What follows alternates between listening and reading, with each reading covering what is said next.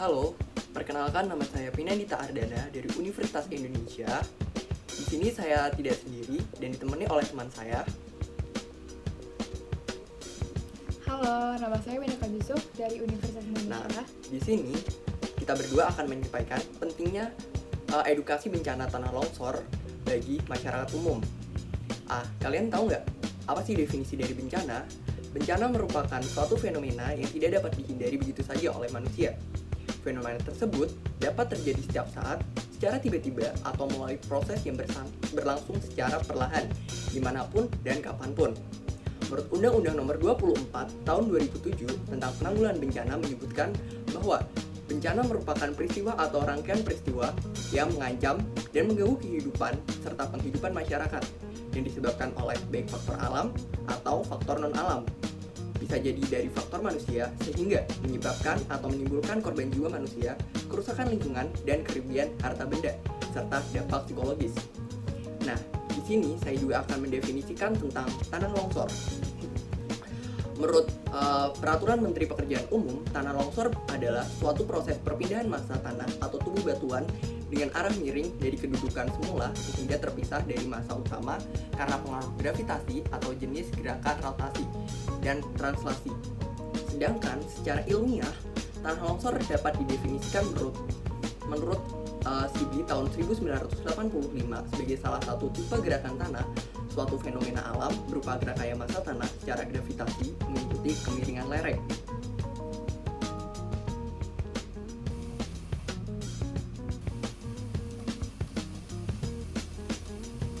Oke, selanjutnya adalah peta persebaran tanah longsor. Dapat dilihat di peta berikut terdapat bahaya yang mengintai pada 274 kabupaten dengan kategori sedang sampai ke tinggi. Lalu, selain itu terdapat jenis-jenis tanah longsor. Yang pertama ada longsoran translasi, yaitu gerakan massa tanah pada bidang gelincir yang rata. Lalu ada longsoran rotasi, yaitu gerakan massa tanah dan batuan pada bidang gelincir yang cekung. Lalu ada runtuhan batu, yaitu batuan atau material yang bergerak turun ke bawah karena adanya gravitasi. Lalu ada reapan tanah, yaitu jenis tanah longsor yang cenderung lamban. Lalu ada aliran bahan rombakannya, yaitu massa tanah yang bergerak yang didorong oleh air serta pergerakannya dipengaruhi oleh air.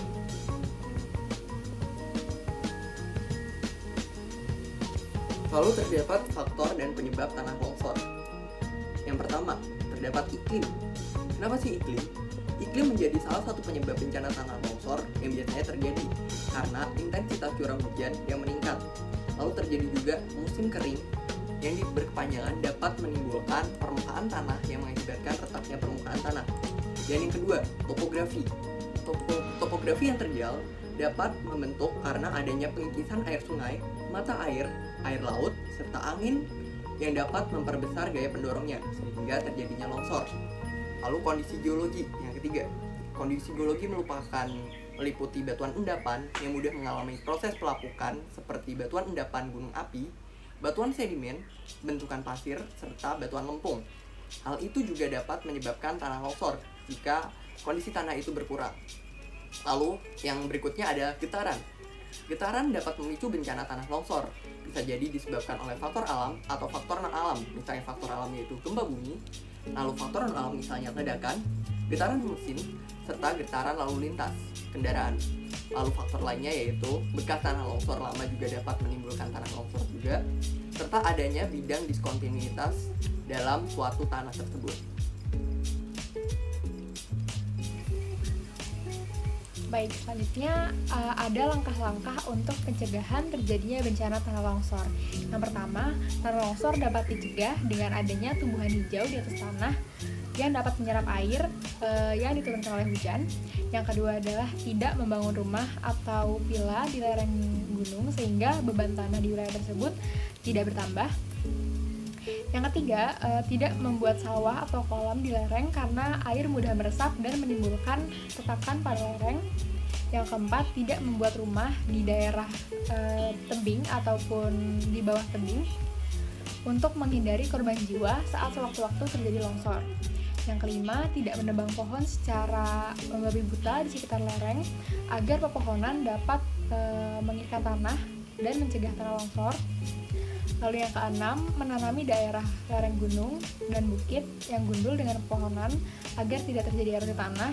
Dan yang terakhir, membuat terasering atau sistem tanah bertingkat. Nah, kita udah tahu nih beberapa penanggulangan tanah longsor. Selain itu, kita juga perlu tahu apa sih mitigasi yang perlu kita lakukan ketika terjadi bencana tanah longsor. Yaitu sebelum terjadinya tanah longsor, apa sih hal yang perlu kita ketahui? Nah, biasanya kita perlu mengetahui tampak sebelum terjadinya tanah longsor. Misalnya, kita memperhatikan warna air pembuangan atau air sungai yang mengalir di atas tempat tinggal kita, khususnya pada pertemuan beberapa aliran. Lalu yang kedua, perubahan warna air atau muatan lumpur yang di bawahnya merupakan tanda tanah longsor dari hulu. Lalu selanjutnya kita juga bisa memeriksa lereng bukit di sekitar tempat tinggal kita. Jikalau ada tanda-tanda pergerakan tanah, longsoran kecil atau pecahan-pecahan puing, pohon-pohon yang berangsur miring, seharusnya kita langsung menuju ke tanah-tanah yang lebih aman.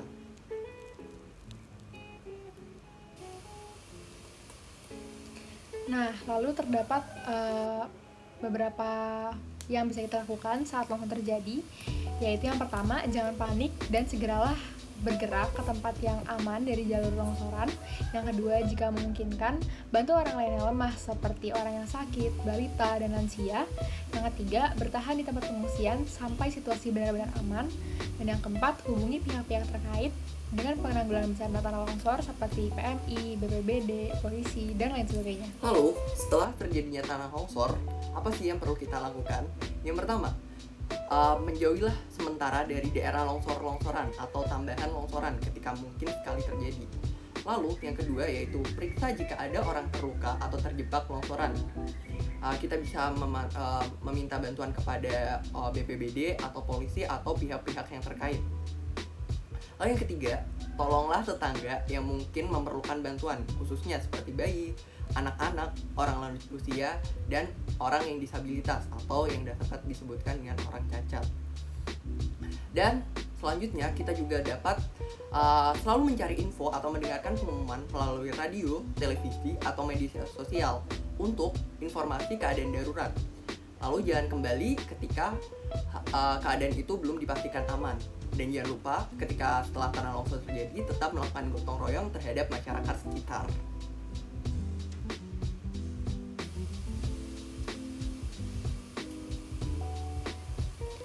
Baik, setelah mengetahui dampak dan bahaya dari bencana tanah longsor, sebaiknya kita harus lebih waspada dan meningkatkan awareness akan bahaya dari bencana tanah longsor. Nah, kita sudah tahu nih bagaimana penanggulangan serta apa definisi dari tanah longsor itu. Setelah kita mengetahui dampak dan bahaya dari bencana tanah longsor, sebaiknya kita harus lebih waspada dan meningkatkan awareness akan bahaya tanah longsor.